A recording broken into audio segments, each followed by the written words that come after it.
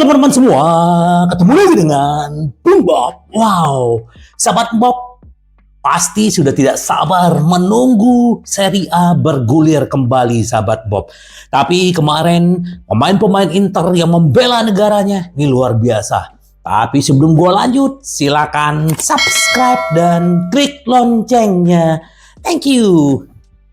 Selamat juga buat Belanda yang sudah lolos ya ke Euro 2024 dan tadi pagi juga bermain full Stefan de Vrij dan Dumfries, dan Stefan de Vrij memberikan assist untuk golnya Belanda, sahabat Bob.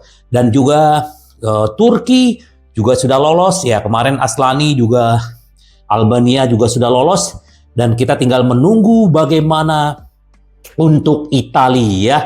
Italia akan bermain di Senin apa Selasa dini hari ya, akan melawan Ukraina, dan ini yang jelas pasti pemain-pemain Inter akan berkontribusi di sana, sahabat Bob. Nah, sahabat Bob, kita berbicara sedikit tentang Di Marco ya. Di Marco menjelaskan gol keajaiban Frosinone ya, menolak dibandingkan dengan legenda Real Madrid. Mari tetap rendah hati dan membumi, kata Di Marco ya. Jadi setelah kemenangan Italia kemarin ya, dia diwawancara ya, itu adalah tembakan ke gawang, kata Di Marco ya. Karena pertama dari sudut mataku aku melihat Dumfries, lalu saya melihat penjaga gawang, saya perhatikan dia tidak berada di luar tujuannya. Jadi baik atau buruknya saya melepaskan tembakan dan bola masuk ya. Terus juga dia dibandingkan dengan Roberto Carlos dan dia lebih memilih tetap membumi. Jangan membuat perbandingan. Roberto Carlos adalah pemain yang membuat sejarah di sepak bola, jadi mari kita tetap membumi ya. Jadi tinggal menunggu apakah Italia ya, dia hanya menunggu hasil imbang aja, minimal Italia udah lolos ya, apalagi kalau menang. Tapi Ukraina juga bukan sembarang lawan, sahabat Bob ya. Semoga Italia lolos, sahabat Bob. Itu sedikit untuk Di Marco dan timnas Italia. Nah, ini ya, yang namanya orang pasti selalu membanding-bandingkan ya. Bagaimana kemarin ya Onana di musim kemarin begitu penampilannya luar biasa, terutama di Liga Champion, tetapi ya, Yann Sommer hanya butuh 12 penampilan Serie A untuk menyamai rekor Onana di Inter ya. Pemain 34 tahun ini sudah mengoleksi 10 clean sheet dalam 16 penampilan di semua kompetisi. Nah, anehnya Onana hanya berhasil mencatatkan 8 clean sheet sepanjang Liga 2022-2023. Jadi ya, si ini baru 12 pertandingan dia udah 8 clean sheet gitu loh. Sementara Onana 1 musim. Jadi ini luar biasa, dan tetap ya Onana berjasa di Inter, dan sekarang ya kita harus membanggakan Yann Sommer karena dia adalah kiper utama Inter, sahabat Bob. Selamat ya Yann. Semoga terus clean sheet apalagi nanti melawan Juventus. Nah, ini yang menarik, gue juga baca di media sosial ya. Jurnalis Italia menjelaskan bagaimana Simone Inzaghi melakukan keajaiban di Inter dan pers tidak mengenalinya. Nggak usah boro-boro kita bicara pers, sahabat Bob. Bagaimana ya, nggak tahu apakah ada sahabat Bob atau fans Nerazzurri terutama ya. Bagaimana waktu Inter terpuruk musim lalu, bagaimana maki-maki terhadap Inzaghi, dan gue juga melihat ya. Kalau gue selalu menyadari ya, kita melihat menilai orang tidak hanya bisa melihat ya dia yang mengerjakan, bagaimana dia mengelola satu tim yang besar ya. Inter adalah klub besar dan klub mendunia gitu loh. Nggak gampang mengelola para pemain di sana, dan bagaimana membuat strategi, dan itu yang terjadi kan. Bagaimana Inzaghi out lah, apalah kan banyak banget musim lalu ya. Sekarang apa yang terjadi? Sekarang hilang kan. Nah, ini yang dia bilang ya. Dalam 2 musim pertama di Inter ya, dia mendapatkan piala-piala tapi bukan Liga Italia gitu. Nah, menurut si Chris Citilo ya, merasa Inzaghi belum menerima pujian yang layak atas karya dia di Inter. Jurnalis asal Italia itu memuji sang manajer karena selalu bermain dengan 2 striker di lini depan. Saat Simone Inzaghi pertama tiba, dianggap sebagai awal dari sebuah akhir. Tapi apa yang terjadi ya? Dia membawa Inter selalu melaju ya ke 16 besar. Conte, Spalletti tidak pernah sampai ke sana. Nah, seperti dia akan kesulitan setelah keluarnya Conte, namun sebaliknya justru dia melakukan keajaiban. Mereka menyerangnya, mereka menghancurkan dan tidak mudah bekerja di Inter. Itu yang terjadi kan. Jadi kita harus sabar dan ternyata Suning manajemen begitu sabar terhadap Inzaghi dan Inzaghi sudah membuktikan. Opa Marotta dan Ausilio telah melakukan hal-hal hebat ya, dari 20 langkah mereka bisa melakukannya 1 atau 2 kesalahan. Seperti menangani kasus Skriniar, tapi itu bisa terjadi dan mereka melakukan 18 hal lainnya dengan benar. Namun keajaiban Inzaghi tidak pernah diakui oleh pers. Dia membawa Inter ke level hebat saat bermain dengan 2 striker.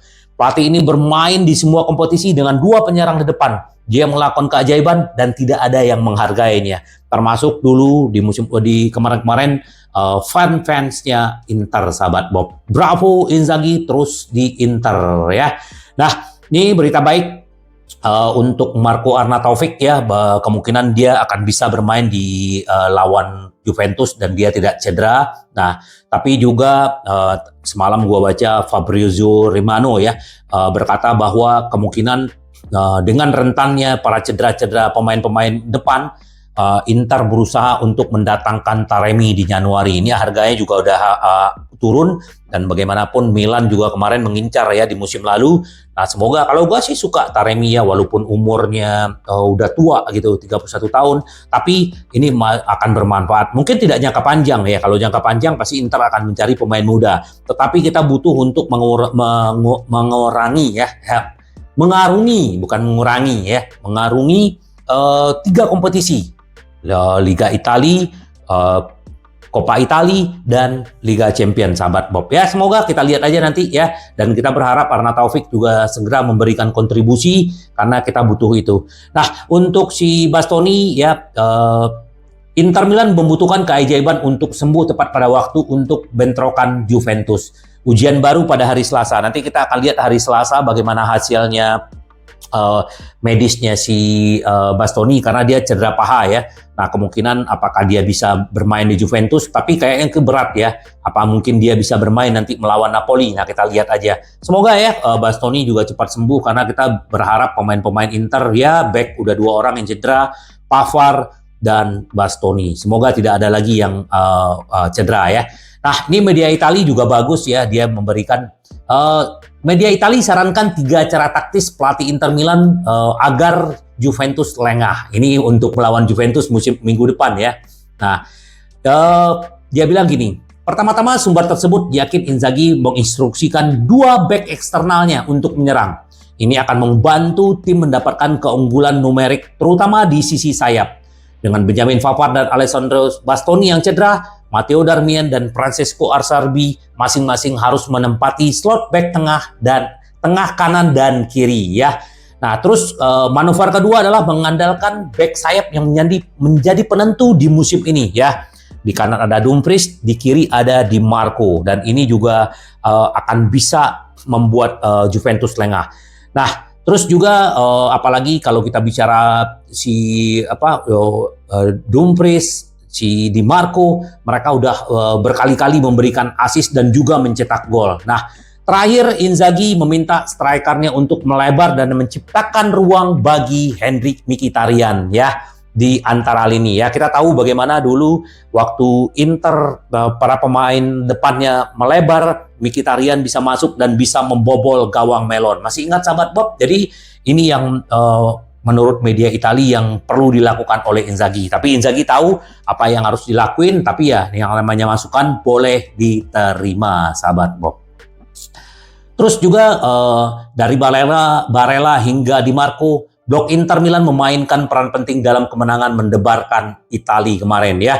Jadi memang Di Marco berperan, si Acerbi berperan, terus juga si Barella, dan juga termasuk Darmian yang mencetak gol. Ya, ini kalau gue sedikit menyoroti Darmian ya, pemain istilahnya senior tetapi benar-benar rendah hati dan selalu memberikan all out, terutama ya buat Inter dan juga timnas Italia gitu loh. Jadi salut buat mereka, juga Di Marco dan Barella. Semoga ya mereka bisa lanjut